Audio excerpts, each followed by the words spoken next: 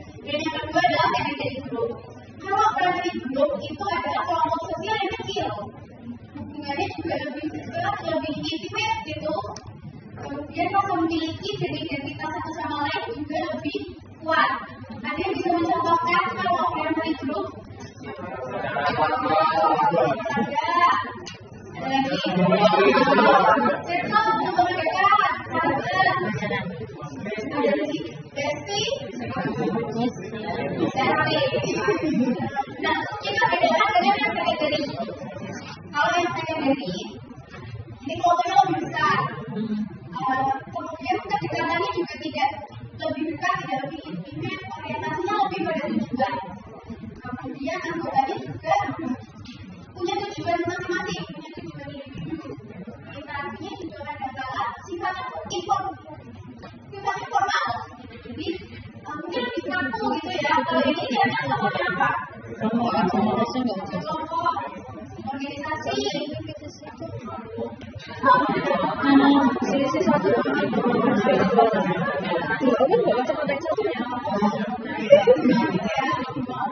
Kalau kelompok ini kira-kira masuk gimana? Oke. Sampai sini dia mau dibagikan dulu.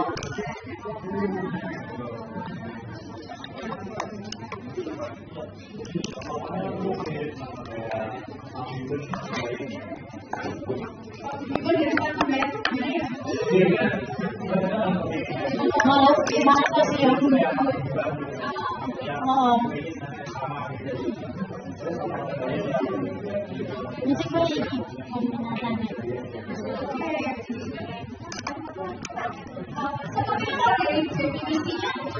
Similar gitu ya antara primary group dan secondary group dengan patebayan dan pembimbing. Biasa bahasa Indonesia itu gitu. Jadi kita bisa membedakan ya teman-teman antara primary group dengan secondary. Saya primary dan secondary ada yang namanya in-group dan out-group. Pernah dengar? Kira-kira kalau in-group ada apa sih? Orangnya dari dalam grup. Orang-orang yang di dalam grup. Kalau out-group, Orang di dalam grup. tadi saya nggak salah. In-group memang yang ada di dalam grup, sementara out-group yang ada di luar grup. Tapi di sini kita juga melihat bagaimana dinamikanya, hubungan psikologisnya seperti apa. Biasanya kalau kita melihat in-group, mereka punya hubungan psikologi yang lebih kuat gitu. Jadi mereka punya kodependensi gitu, keterhubungan antara lain. Mereka juga punya karakter yang mirip-mirip. Jadi kalau teman-teman punya circle tadi, ada tuh karakter-karakter yang sama. Dia bisa menjadi in-group.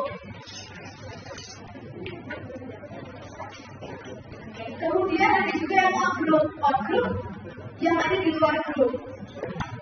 Tapi sebenarnya masih ada di dalam grup juga. Ada bingung. Nah, jadi biasanya dalam sebuah grup tidak bersatu. Nanti ada yang di dalamnya ada grup lagi. Itu in-group.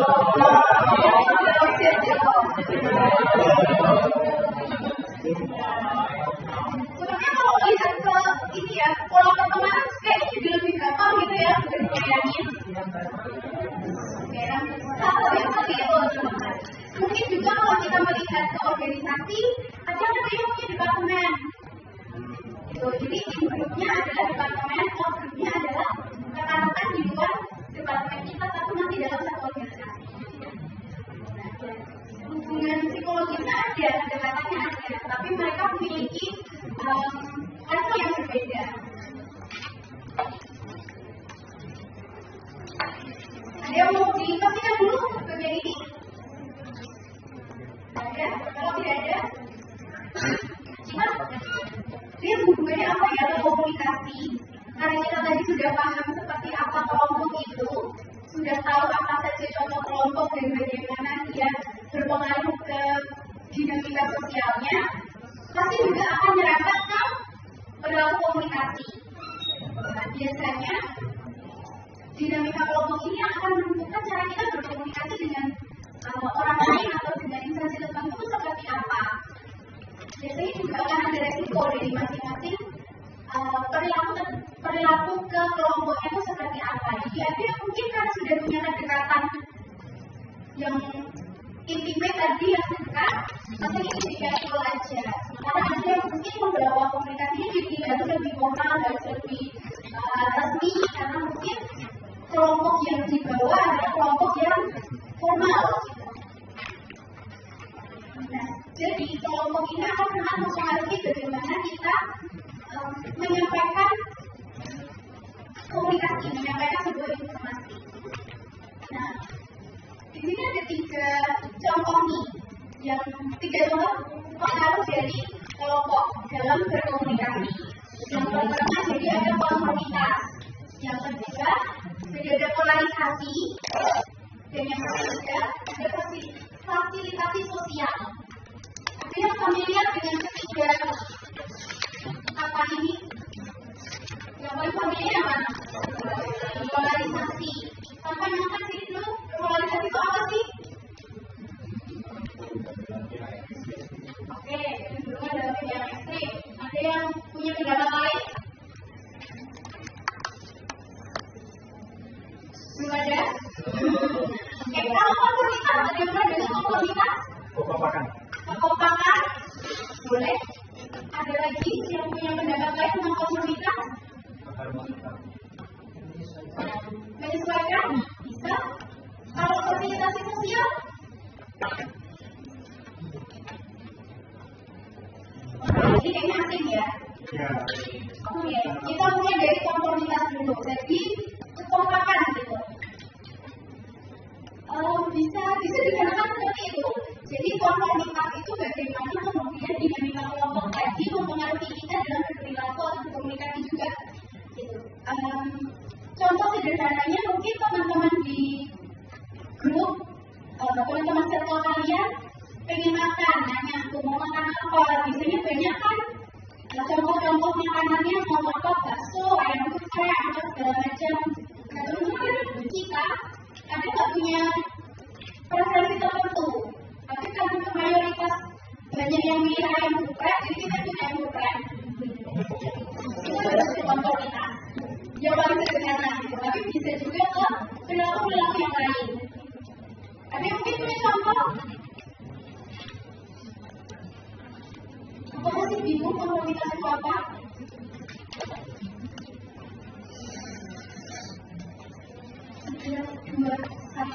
Gak ada ya?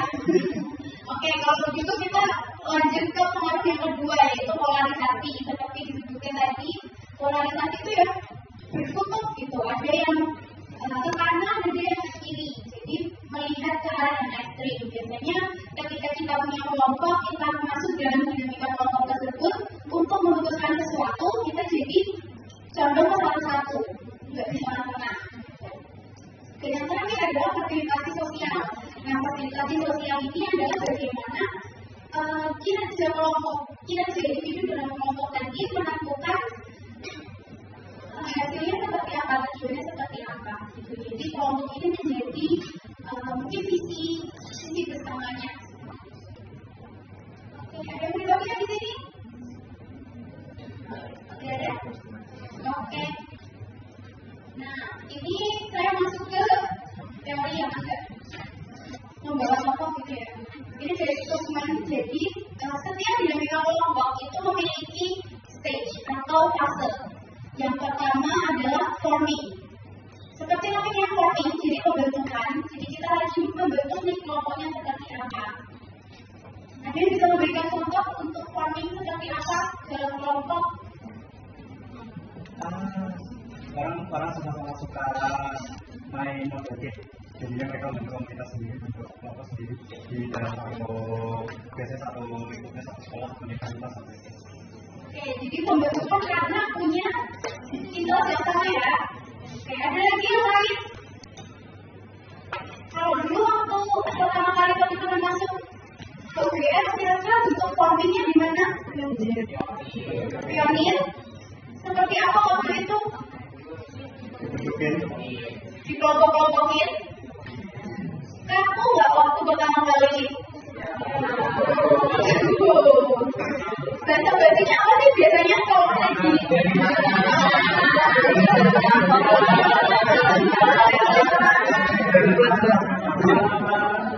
Dari mana? Suka makan apa? Terus namanya siapa? Nomornya di mana? Jadi mungkin bisa mengenali identitas gitu ya teman-teman.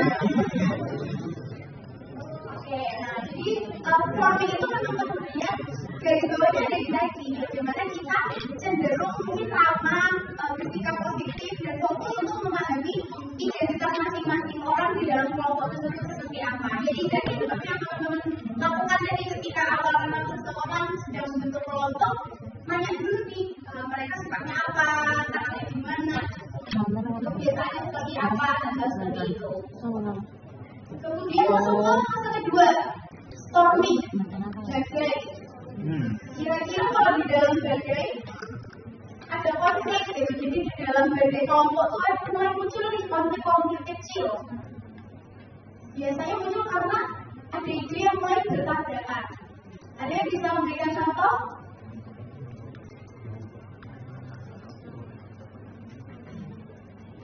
Udah mulai bingung. Oke, contohnya, aku punya pacar di sini.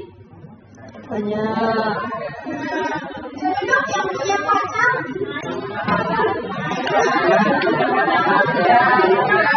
Yang nggak punya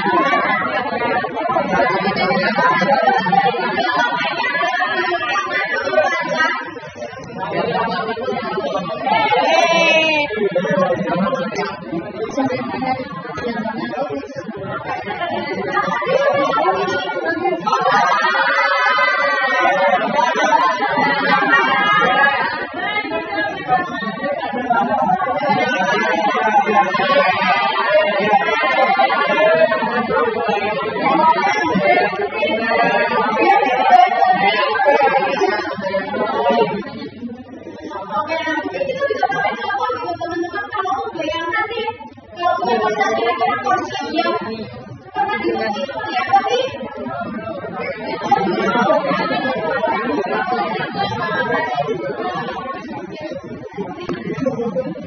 Kayak apa nih? Cemburu, egois. Ada lagi yang punya pacar, kayak jualan ya, yang pacar yang punya pacar. Jadi aku menggunakan contoh foto yang kecil dari interaksi dua orang dari kita dengan pasangan kita. Kadang-kadang jadi ada beda gitu, ada konflik. Misalnya dari cemburu atau kesannya jadi agak egois, minatnya jadi berbeda. Itu bisa menjadi contoh konflik atau storm dalam hubungan, dalam kelompok. Dan konflik ini wajar banget teman-teman. Jadi kalau teman-teman mau cemburu sama pasangannya boleh, mau kesel-keselan sama teman-teman di grupnya silakan, mau bete karena mungkin teman kelompoknya kok balik juga, itu juga wajar sekali. Jadi itu konflik yang sering kita temuin gitu.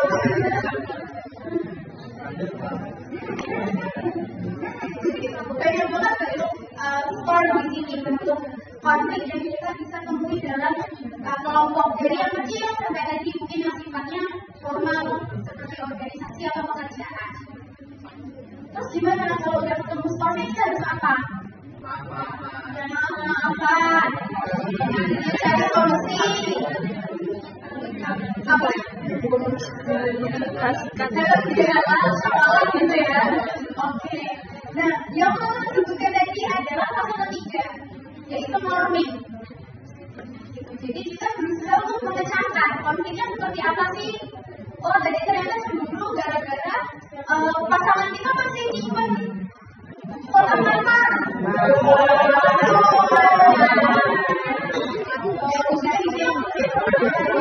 Itu apa tuh? Norming lagi.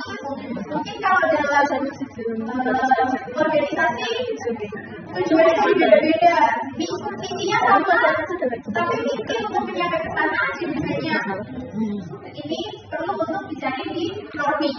Bagaimana kita memecahkan kesalahan, mengenali permasalahannya apa, kemudian memecahkannya bagaimana. Fase yang terakhir adalah performing. Nah, di fase ini badainya sudah surut, normanya sudah terbentuk, kita sudah tahu apa yang perlu dilakukan. Jadi secara kelompok kita bisa mulai berdinamika dengan lebih efektif.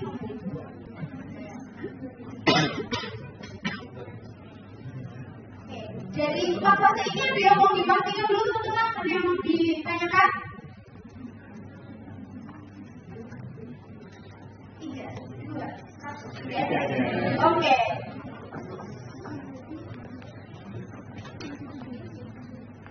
Aku akan bandingkan dengan teori yang kedua. Teori yang kedua dari Fisher, decision emerge model. Jadi ini pada pengambilan keputusan. Yang pertama kan sama orientasi, jadi mengenali, memetakan masing-masing itu seperti apa sih, sama yang mengenali identitas tadi seperti yang teman-teman contohkan. Kemudian yang kedua adalah konflik. Mulai muncul tuh ada perdebatan, ada perbedaan, mulai terjadi di konflik. Kemudian yang ketiga adalah emerge, mencapai beberapa kesepakatan. Jadi sudah ketemu tuh ada opsi pemecahan masalah dan lain sebagainya, itu di emerge. Dan yang terakhir adalah reinforcement. Jadi pengambilan keputusan kemudian bisa didukung oleh semua individu di dalam kelompok. Sepakat jadi untuk yang teori ini sifatnya lebih ke pengambilan keputusan. Karena kemudian decision itu diambil dalam kelompok. Apakah mungkin kalau sudah sampai ke performing terus balik lagi ke storming? Yang mana yang mengalami?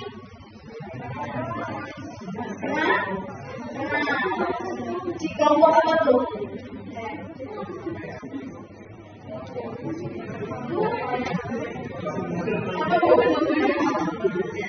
Oke. Oh iya, kalau aku jadi hati itu bubar ya kayaknya. Udah bukan storming lagi kalau belajar ya Mbak. Oke, jadi ada juga fase yang tidak tersebut tadi ya teman-teman, itu bukan badannya apa. Tapi itu juga sering dipenuhi dalam kelompok. Memang nggak semuanya akan mencapai fase performing. Nanti yang kemudian kelompoknya jadi tercerai-berai. Nah, ada yang mau bertanya dulu mungkin? Kalau tidak ada, aku yang akan bertanya untuk bersama-sama. Oke, jadi kan tadi teman-teman sudah menyampaikan gitu ya kalau semua yang ada di kelompok ini pernah berkelompok. Jadi aku akan mengajak teman-teman untuk kembali berkelompok. Yang lebih kecil lagi kita bikin beberapa grup untuk menentukan kegagalan kolaborasi yang mungkin teman-teman pernah alami. Dan kita coba untuk brainstorm gitu di dalam kelompok. Apa yang kira-kira bisa kita lakukan untuk membuat kelompok tersebut bangkit kembali.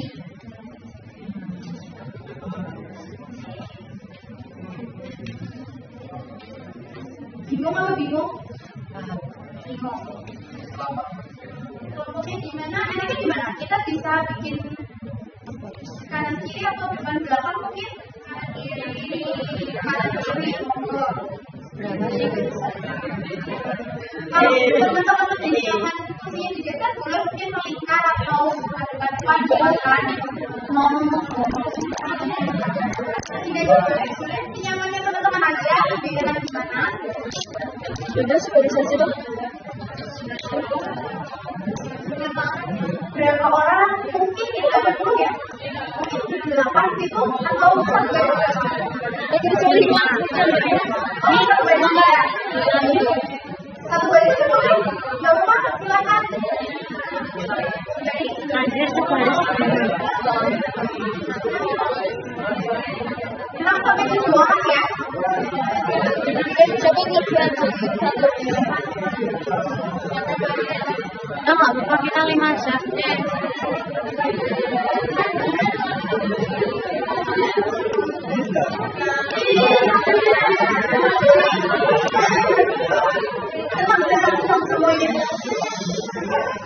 Jumlahnya bebas. Saya tidak membatasi. Kalau nggak terlalu kecil, nggak terlalu besar banget, teman-teman masih bisa komunikasi dengan efektif. Silakan. Mungkin 6 sampai 9 orang itu biar nggak terlalu gendut. Ini lebih enaknya gimana? Silakan diatur mau kursinya digeser, silakan. Atau ini Supaya memudahkan teman-teman dalam diskusi.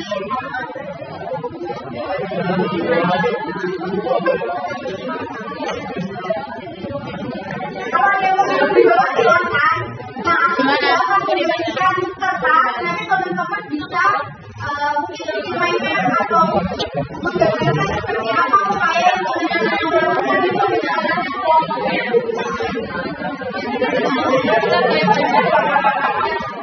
Di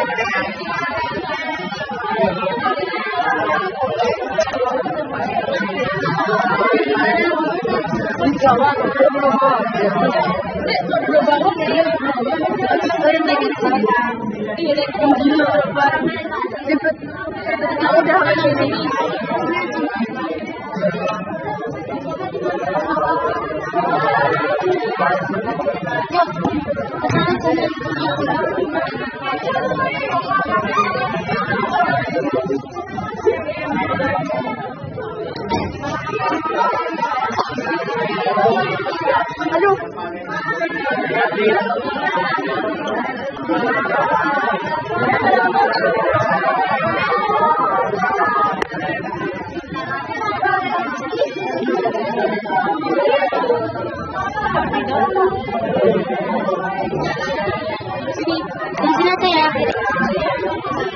Nah, pertama kita mau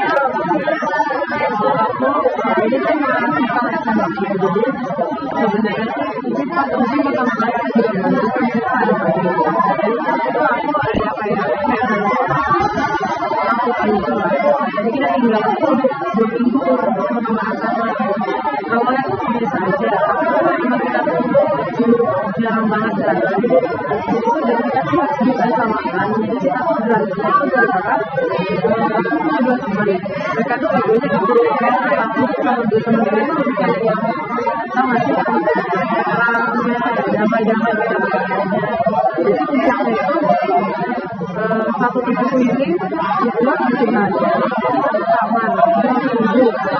Jadi kita beneran sama yang dan satu muslimnya lain kita tuh beneran sama-samaan. Mereka belajar. Nah, tadi awalnya begini, terus besoknya lagi orang yang sama, tapi satu lagi lawannya sudah jadi kan awalnya ada jadi kayak dia kali ini satu orang ini yang mungkin sampai sekarang ibunya tuh tinggi dia tuh kayak apa ya tapi itu justru mengganggu jadi kalau kita takut itu bisa ini kelompok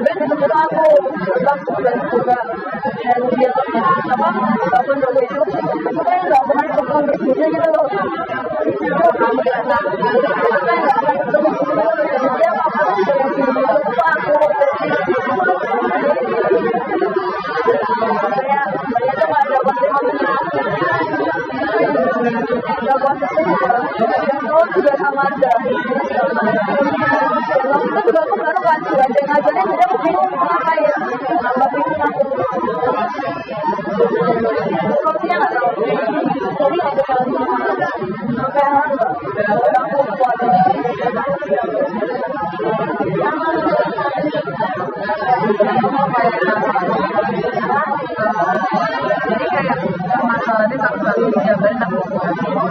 jadi bentuk utama jadi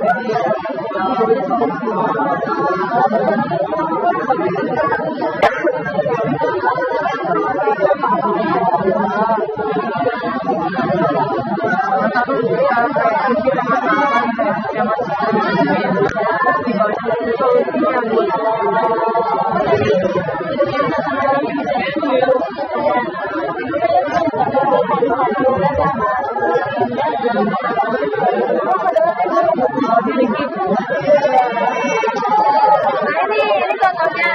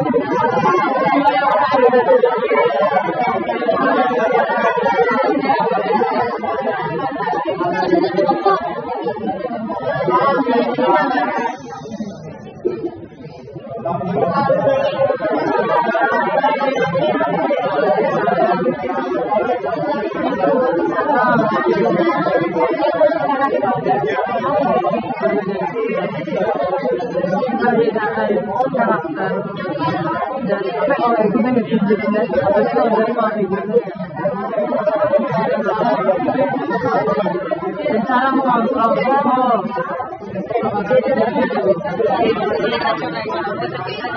yang mana dulu aja biar nanti kalau itu sudah rapi nah itu sama pendidikan cara mengontrol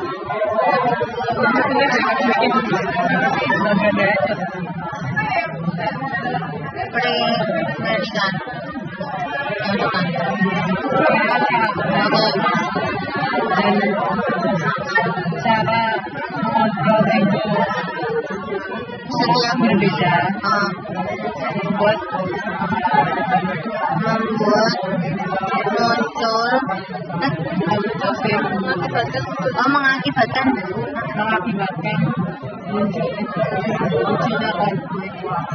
mengakibatkan konflik